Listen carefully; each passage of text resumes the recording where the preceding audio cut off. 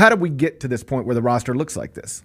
And you said it earlier, it's complicated, right? There was some guys, at least like a Jonathan Lawson, who Penny was somewhat blindsided by his departure. And then, some swings and misses, including Jayden Bradley, who Memphis just straight up lost the bidding war for. We thought it was NC State and Memphis, with Memphis having a slight advantage, and all of a sudden Arizona comes in and scoops him up. So, you kind of combine those two factors with,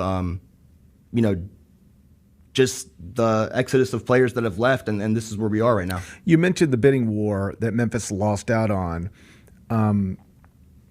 It was at some point within the last year, I had a coach, and it wasn't like this coach called me to talk about this specifically. Mm-hmm. We were talking about something else, and like as conversations tend to go, at some point he says, "Oh, by the way, have you heard that Memphis is having NIL issues?" And I said, "What do you mean exactly?"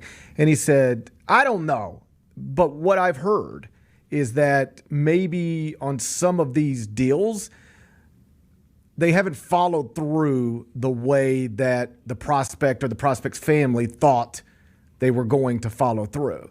And I told him at the time, I have not heard that, but it's interesting that you're hearing that. And he said, that's one of the things people are talking about on the circuit, that maybe it's not as good NIL perspective at Memphis as outsiders seem to be. Do you have any thoughts on that at all?